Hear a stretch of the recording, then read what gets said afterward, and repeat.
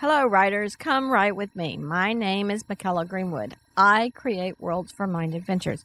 Welcome to my channel, Write with Michaela. Don't forget to like and subscribe and hit the bell so you can go on this journey with me. If this is the first time you're joining me, then I'm excited to have you here on my channel. If you've been with me from the beginning or somewhere along the journey, I'm very glad you are returning, and thank you for hanging with me while I had poor audio.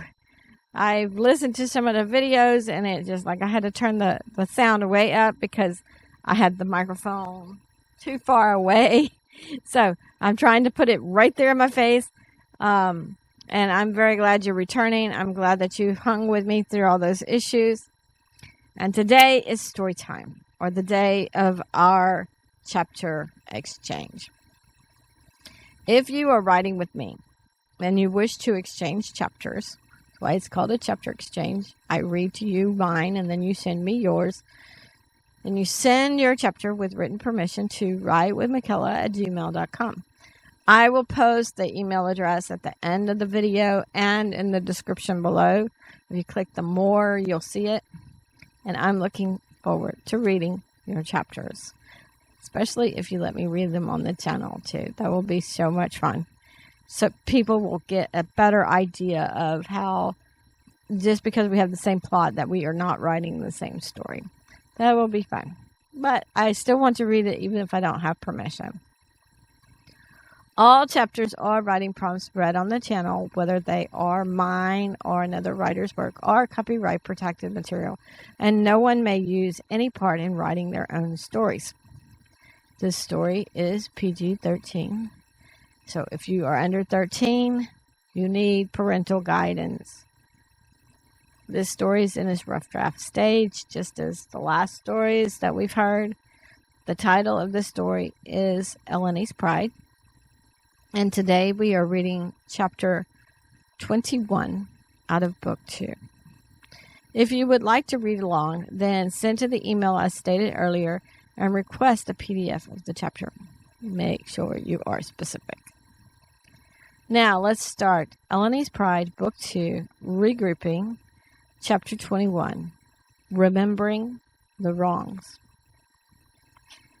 The Taylors had flown and zipped all morning, and just past the noon hour they stopped in the cave where they had dropped off Kala and Kasher, and they released the people to check on them. The people felt crowded in the cave. They didn't see either linker or dragon. They found shell fragments, but most didn't know what they were or that they were looking for Kala or Kasher and their dragons. Hoshman was guessing, and he pointed it out to Thilda and Sylvie.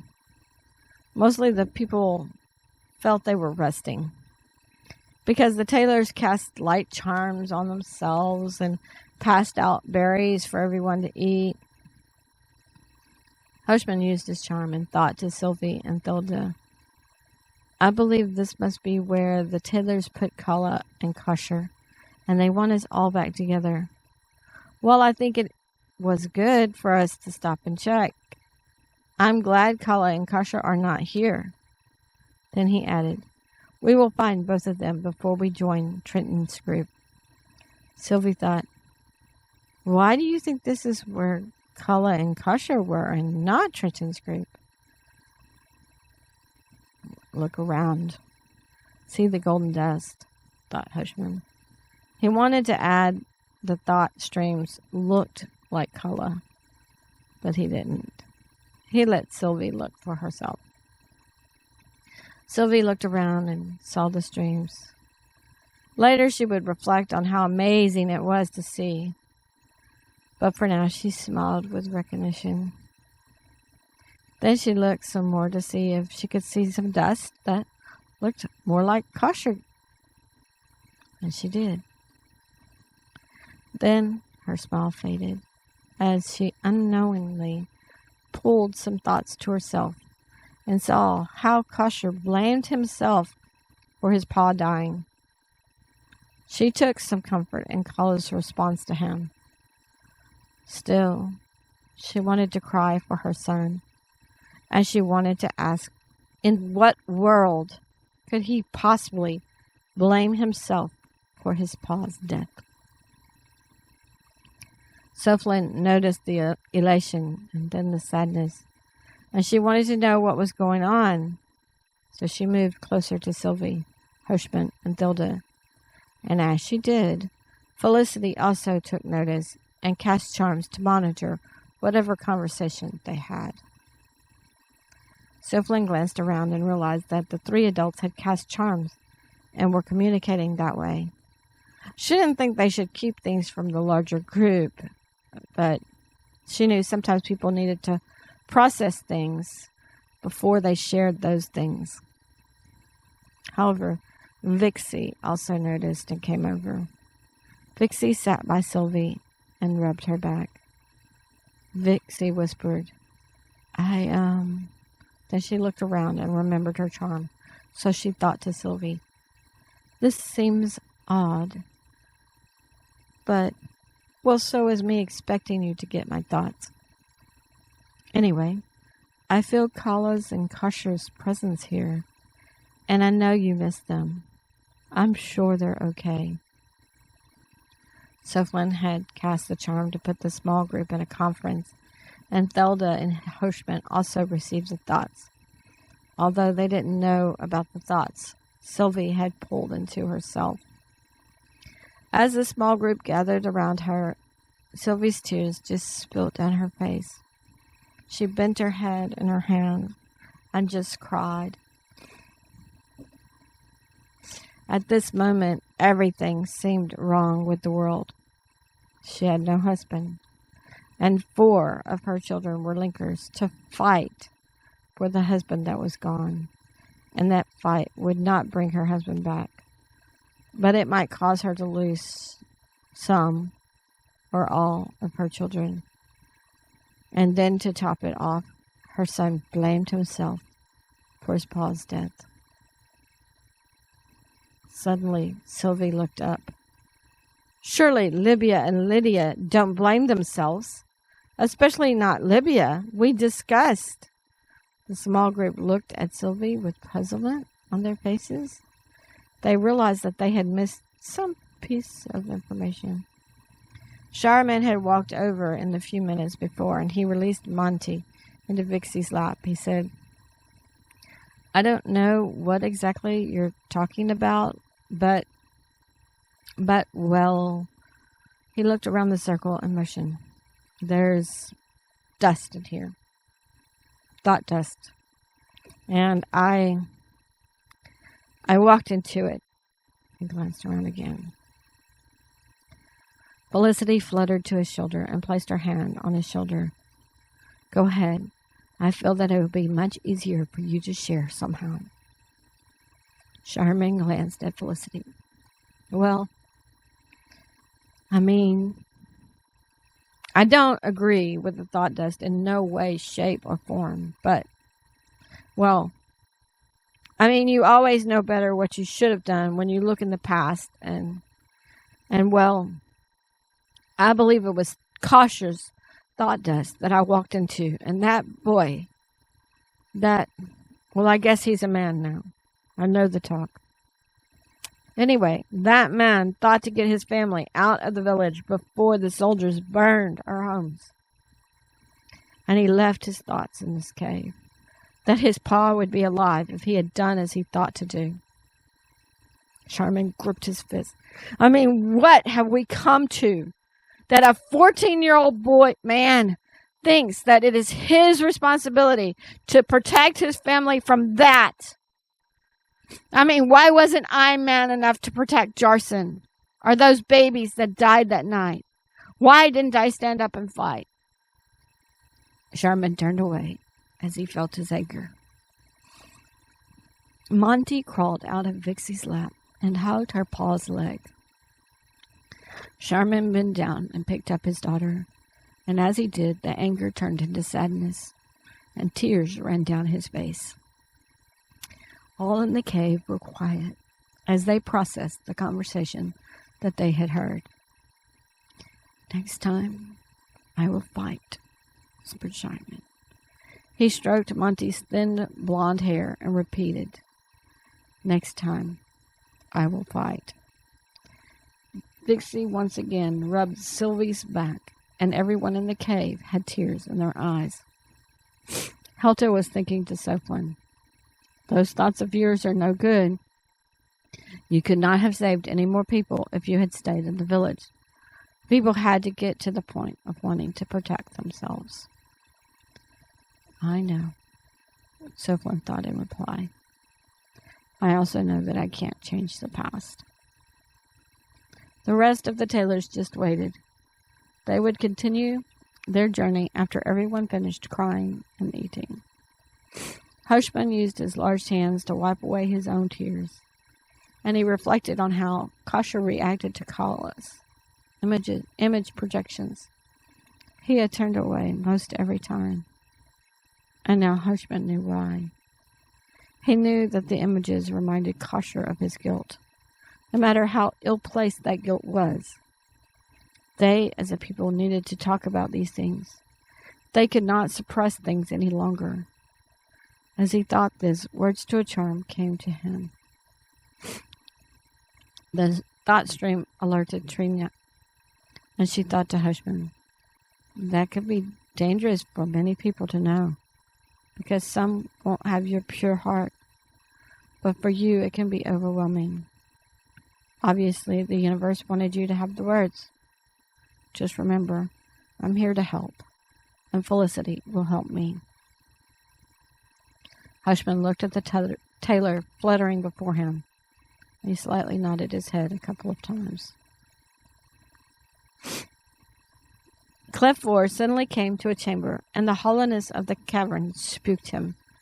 Ever since he started walking in the cave, in the dark, his heart pained his chest.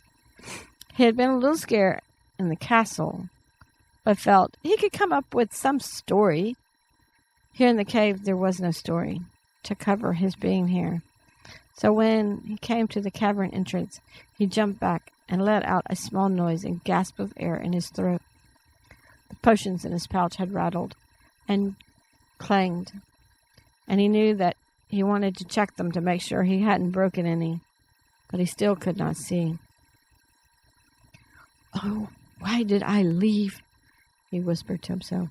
"Because I want to keep my head on my body. If I don't get those dragons back, I will be the next to die." He eased forward. "At least King Damontade's dragon is there. If I didn't give his dragon the potion every day, I wouldn't know. But now, I also know how to administer the potion." He put his hand out in front of him, carefully walked forward. He walked until something crunched under his feet. He squatted down to feel what he stepped on. Geisia was a tailor, and she had felt called to stay in the cavern when the tailors retrieved the dragon. Now, she knew this human was her match, even though he wasn't ready to leave King Damontade yet. But she could still help in small ways. She cast a light charm on a few fragments of shell, but at first it was only a dim light that grew a little bit. Clifford took in a deep breath and almost fell back from his squatting position when he saw the 5 pieces of light form. Then he gently picked up the pieces. "These look like shell," he said. But then his voice echoed all around him. He looked around to see if anyone heard him. Geisia decided the 5 small pieces wouldn't produce enough light, so she made 5 more glow, and then 5 more. Still, she stayed invisible and out of sight and range. She couldn't befriend him until he made up his mind to leave. Clifford scooped up all the glowing pieces. He glanced over his shoulder once more, and then he continued heading out. Geisia recast the charm so the pieces could gain a little more brightness, and they would actually help Clifford see. King Fate touched down near the wagons with his people, and his commanders quickly passed around his instructions. Every soldier that rode a dragon would cast the size charm on one wagon and the people in it, and they would double up with another soldier or commander. They would make a quick trip and leave the extra soldiers, people, and wagons come back. They made sure they had at least one commander to stay with people left behind and enough soldiers for some protection. The boy and girl that had first made the bridge wanted to try to shrink the wagon. King Fate chuckled at their enthusiasm at first, but one of his soldiers told the children's success, so he said to them, "If I let you shrink a wagon, you cannot let go of the charm until after the dragon touches down in the kingdom and the wagon is out of the soldier's pouch." They both nodded and said, "Yes, sir." King Fate pulled the soldiers aside that were going to shrink the children and said to them, "Keep the children apart afterwards and give them to Sir Bradley. I have a feeling he will know what they need." The soldiers nodded, and then everyone proceeded. Cinder's group and Browser landed near the people on horses, which spooked them at first, until Cinder quickly explained the plan. Mostly the Linkers were going to shrink people because not many in Cinder's group could yet say the charm. Many of them would stop in the middle because of a forgotten word, but the Linkers were waiting on the baby dragons to land. The whole group turned and watched the specks in the sky fly in closer. The babies had seen the adults take off and to fly, but they hadn't been close enough to watch the landing, so they didn't know how to pull up or how to extend their legs and feet forward. Several hit the ground and tumbled. Hagar and Coulter's dragons Drummond did better and almost landed perfectly. The mine dragons Steinston, Canran, and Kais did somewhat better as they didn't roll on the ground, but they still stumbled from the forward momentum. Brumman went to Hagar and told him how well he did, and then he went to the other dragons and stroked them and encouraged them. "Don't worry, you'll learn and you'll do better next time. Did you hurt anything?" The Linkers each went to their dragons and started stroking them and talking to them. Up to this point, the dragons they remembered were King Damontade's dragons, and several of them realized that they hadn't befriended their dragon as the Linkers in the past stories had befriended their dragons. Several Linkers quietly apologized to the dragons for the neglect. Browser gathered Cinder and Dacia together and whispered, "Do you know anything about a dragon master? It seems the wind is whispering something to me." Cinder glanced over to Broman. He looked back in their circle. I started Dacia. "I will look through our books as I'm able to see if I can read anything. But no, I've never heard of a dragon master." "Me either," stated Cinder. He motioned to Aldemnia to come over. When she arrived, Cinder said, "I should have thought to introduce you to earlier. Dacia, this is Aldemnia," replied Aldemnia. "And Aldemnia, this is Dacia. Dacia is in possession of most of our books, so after you start making paper, you can be in charge of getting the books copied.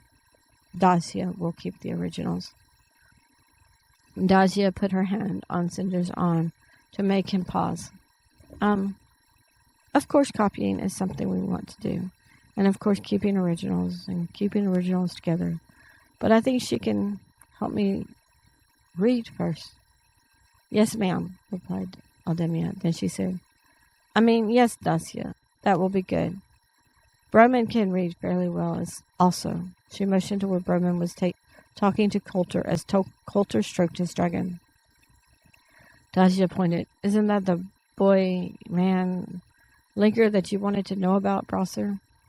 "Yes, actually." Browser glanced at Aldemia. "And I mean no offense to anyone, but perhaps both of those boys that Bradley found are special. The Linkers in the prophecies are about them."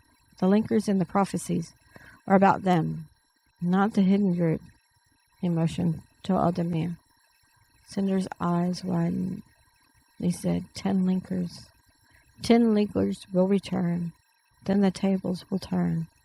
The 10 will be stronger by far than any linker in the world thus far. They will... He shook his head. I don't remember anymore, but it will come to me. I certainly will not take offense, stated Aldemir. She motioned. Those boys lived in a cellar all their life. Bradley told us how Coulter didn't have shoes or know anything, like even what a bird or butterfly was. It shocked me to learn that I was a linker, and I'm thrilled to have a dragon, yet the whole thing still scares me. Moreover, if I had lived in my cellar, I'm sure I would be dead. They went into my grandmother's cellar after my dad died, and we had moved in with my grandmother. Dimnia closed her eyes, shook her head. They found nothing illegal down in the cellar. My grandmother had always been very careful. But the soldiers were searching every home twice that day. Tears started flowing down her face, and she couldn't speak for several minutes. It was so scary, and little Shimry, Shirmi, was scared. I held on to Kinsesni. She buried her face in my chest, and Talta was just born. Demia was shaking. The soldiers yelled at my mother to shut Shirmi up, and Shirmi just cried all the more while Demia was shaking her head. Browser put a hand on her shoulder. We know the rest of the story. Nazia held out her arms, and Aldemnia fell into the woman's embrace. Dazia stroked Aldemnia's hair. She slightly shook her head as her eyes met Cinder's. Both were scared to rally together with King Fate-Right and to start battling King Daemantade. But these things couldn't keep happening. This needed to end. After a few minutes, Dacia released Aldemnia and took her arm.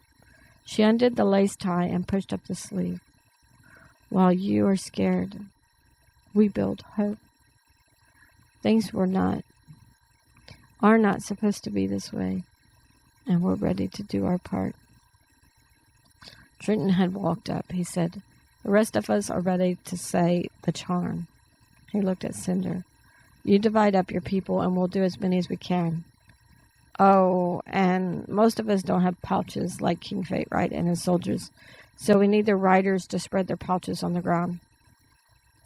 Cinder nodded and began dividing the group. Each linker plus Browser and Dacia, minus Coulter, were going to cast the charm on 6 horses, but Cinder wasn't sure how to arrange the people. I know, said Coulter. He held out a hand and said, on this hand, I think I need to shrink the horse first and let the rider pick up the horse. Then you can cast the charm again. He looked at Broman and held out his other hand.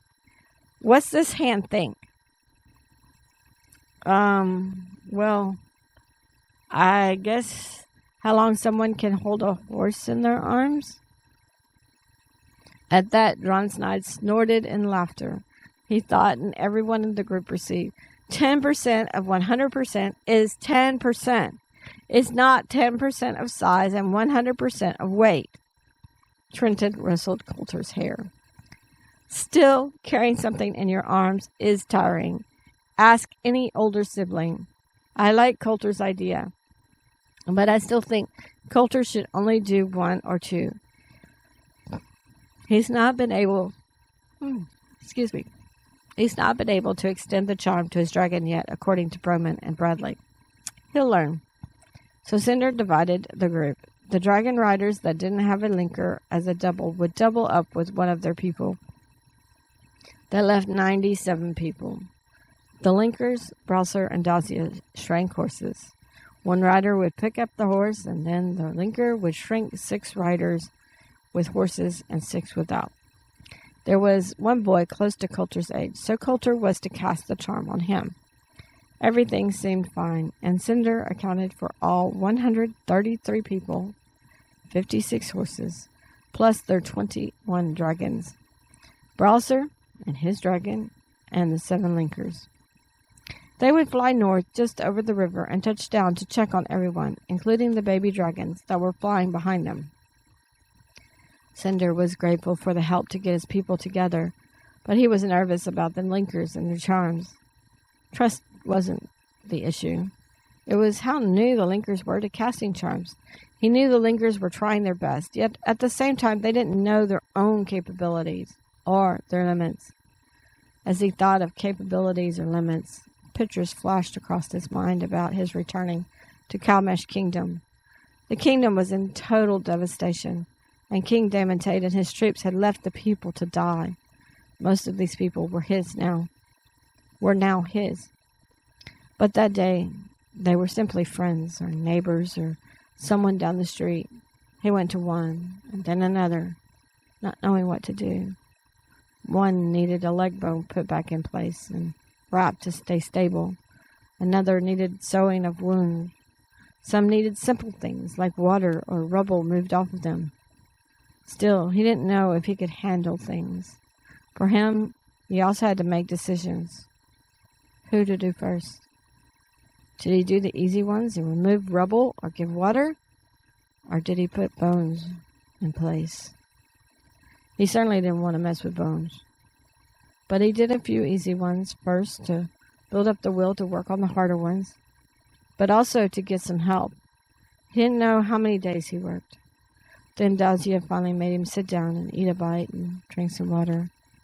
After he rested some, Dazia then told him that they needed shelter, and maybe sooner than later because she felt a storm was coming in 3 days. Cinder at that point didn't want to think on a storm, but he nominated a few scouts to scout the caves and the mountains and then to start moving what people they could, and everyone took his orders without question. But he wasn't comfortable with people depending on him. He wasn't a soldier or a dragon rider or anything. But he learned very quickly to listen to his people, because a terrible storm came 3 days later. Shortly after that, they found their 21 dragons that they currently had. It seemed the king was dead, and his dragon picked him, Cinder, to be his rider. Cinder didn't know how many the kingdom had before, or how many had died, or how many King Damantade's men captured and poisoned.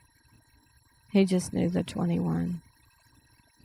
As he reflected back on those days and all the decisions he made, he relaxed.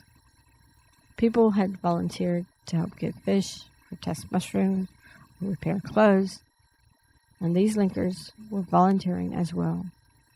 Things would work, and they would eventually get through this. Cleffor saw the light ahead, so he hurried up to the exit. But at the exit, he threw up his hands to shade his eyes. Then he realized that he had dropped the little pieces of shell, so he bent down to gather them. But they started getting dim, and then they no longer glowed with light. Cleffor was disappointed, but he headed into the woods. He hadn't walked far when he looked down and saw some prints from some boots in the dirt. At first his heart had jumped, because he didn't know the soldiers used the caves. But then he thought they knew about things. He just decided to hide if he heard any noise. King Faterite didn't have as far to go to retrieve people, and his soldiers knew the charms, so they returned to Troutsimmer Kingdom first. The soldiers set the wagons and horses on the ground and released their spells. And then shortly after Cinder's group arrived, and the baby dragons again didn't do so well with landing, but it was much better than before. Linkers rushed to their dragons this time and consoled them. Cinder and Dazia took in all the king's people, and he looked around to his group. He wasn't sure any of them wanted to pick up this fight, but Cinder knew deep within that if another king and his whole kingdom was on the run, then it wouldn't be long for King Damantade to extend his long arm again. King Faterite also looked around, over all at over at all the people Cinder had. He knew it wasn't his numbers. It probably wasn't even 10%. But additions would need resources. He then turned his gaze around the kingdom and saw the destruction. His kingdom wasn't much better at this point, but there were also vines and rubble everywhere here. Then several saw the tailors zipping around. They didn't know it was tailors at first. Tailors sat down all in their group and enlarged them.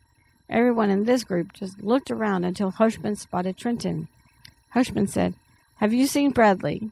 Several looked around until they saw Trenton. The king spotted Soflin, and he thought she looked even more lovely in person than in the golden dust of night walking. Bradley is, started Trenton. The king glanced over it, and then he turned back. Sir Bradley has many important duties as we gather into a new kingdom and set things up. So he's attending his duties. King Fate motion. We have many things and many people. You may know some of the linkers, and there is Browser, the last known linker from the last group. He gathered Cinder's group, and many of them are dragon riders. We have a lot to prepare before the battle. What? Battle? Asked Felicity. Trenton knew his paw had walked up behind him because his paw's hand was on his shoulder. He wanted to say they were fighting this time, but he waited. Instead, Soflin said, "I'm sure they intend to fight, Felicity. We don't need the tailors leaving yet." Yiddy, a small tailor. "Look, I matched this boy here. I can't leave yet." She turned to Coulter and asked his name. Coulter looked around for Bradley, but Bradley hadn't returned, so he found Broman. "Well, tell the little lady your name," said Broman. "She wants to be your friend." Several tailors thought to protest and say it was more than friendship, but Felicity slightly shook her head no. "I'm Coulter." He looked up at Aldemnia, and then he remembered the words for 1%. "I can be small like you." He said the words, and several leaned over to try to see Coulter. Yiddy giggled behind her hand, and then Coulter became full size. King Fate then took over and asked to speak with Cinder, Browser, Trenton, Aldemnia, Soflin, the leader of the tailors, Hoshman if he were here, and Hector if he were here, plus he named several advisors. He told Servik he would need him later. Hoshman and Hector raised their hands to indicate that they were there, and Felicity fluttered forward. Cinder said the king should also include Dacia, so King Fate agreed. He walked his group away from all the people. He knew his soldiers would start organizing in some fashion. First, King Fate addressed Browser. "How many kingdoms have you checked? Are they all like this? Where have you checked?" Browser sighed, and then told of where he had been. Then Cinder told of their cave and their little food. Hoshman asked if he could interrupt, and King Fate said of course. He could interject or speak because he was a participant in this meeting. Hoshman then said, "Well, I feel like you're looking for a new home or kingdom, and I see a lot of people. But so far, Browser has only listed things south of your original location. Is there anything to the north?" Everyone in the meeting passed around glances. "This is why I called a meeting," stated King Fate. "We are putting our heads together." He looked at Browser. "Could you fly north and scout around?" "Not to interrupt," stated Felicity. "I'm not sure why Libya hasn't been included, but she could fly much faster." Soflin looked at Felicity. "But the charm is powerful and dangerous." "I like the idea of north," stated Felicity. "It will be harder to grow some vegetables, but King Damantade won't look north, or at least not far north. The linkers need time." Commander Kupcha slightly raised his hand. "I know I'm not really included here. At least King Fate didn't name me, and I'm not staying because I'm organizing, but Libya may not know what to look for when she flies north. I think Browser should be involved." Then he gave King Fate his update and headed on to his next thing. Trenton wasn't sure he trusted Browser to return, but he saw his father across the circle and decided that Browser had returned to them. Browser had done what he said he was going to do both times. They discussed several things with several giving input. King Fatewright organized things so that this kingdom would be set up, while Browser and Libya explored to the north. The Linkers would be training with the soldiers, and Cinder's group would also train with them. Servik and Soflin would be teaching reading and charms, but then Felicity said that once the tailors paired up with people, they could teach as well. Felicity then told Soflin that if the tailors were teaching their matched person, then there wouldn't be so many to teach Libya. No one knew how many tailors there were, but Felicity assured them that tailors were born where people were, and many more tailors would be with them soon. Cinder said he was finding Martin after he gave the news to his group. Everyone understood that even if they found some other place to live, they would still prepare to fight King Damantade, if nothing else but to free the dragons he had enslaved. When they asked Libya to fly fast to go north, Libya was willing, but she didn't know how to control the destination of the charm or where exactly they wanted to go. They told her that was why Browser was going too. But King Fatewright asked someone to draw a rough map for Libya, and he showed her on the map about where he thought she should start looking. He didn't expect a kingdom to be there, but he was looking for some place to start, where they could have a garden and perhaps some fish. Felicity knew the tailors had shown Libya a map, but she thought it was good for Libya to see different maps. A couple of people from Cinder's group agreed to go. One would ride Elloni with Libya, and one would ride Dronsnide with Browser. Frogcast wanted to go and fly Lydia, but he saw pictures around the other baby dragons of them falling and rolling, so he decided he wanted to learn to fly better first. Having his rider fall off him once was enough. Everyone found a place to rest, and they would start their different tasks in the morning. Okay, writers, that is the end of chapter 21. Leave a comment on how you would feel if you knew that King Damantade had destroyed 4 other kingdoms. Would you be scared? Would you want to prepare to fight? Would you want to find a place to hide, at least until the Linkers were trained? Leave a comment on if you think the adults will treat the Linkers like adults. You know, Hector's already putting his hand on Trenton's shoulder like, my son, you know. So, is he going to be able to treat Trenton as a man now? We'll see. Leave a comment on King Fatewright. He's including all these people in this meeting. And that's not normal for a king to do. But King Fatewright suddenly has all these additional people. And he needs them to work cohesively with his kingdom people. You know, so if he kind of includes them, sees where their thoughts are, that he can work with them to kind of keep order and not fall into anarchy. That was our term this Tuesday. So, even though it's not normal, he's doing what he feels like he has to do at this moment. Of course, leave any other comments you have about this story. Like any of the wrongs the people remembered. You know, the soldiers telling Vixie to shut up her daughter. And she couldn't because babies cry. So, that's a wrong. So, just leave any comments about those wrongs that you know about, or if you cried. I was crying while I'm reading on the channel. It was like I told myself I'm not going to do that. But then there the tears went. Anyway, okay. Writers, today is November 1st. And the first day of NaNoWriMo. Go sign up right now and start the challenge today. The challenge is to write 1,667 words every day on a novel during the month of November. And I know sometimes with our writing prompts, I tell you to do 500. This is like 3 times 5. It's not really too hard. You can get the 1,667 words in a day if you just write a couple of scenes instead of just one. At the end of November of the month of the end of November of the month, you will have 50,000 words. It's supposed to be the size of the novel.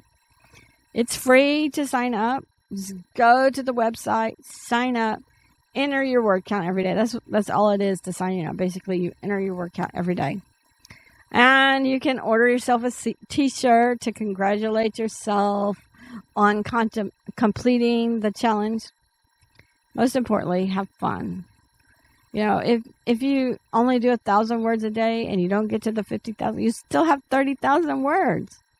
So go sign up, have fun, start a novel, have fun. Create a world that you love to play with or in. Now, join me Tuesday for a little jargon and part 9 of A Down Soldier. Join me Friday for chapter 22 of Elloni's sPride. More dragons. Visit my website by McKellar.com and read some character bios.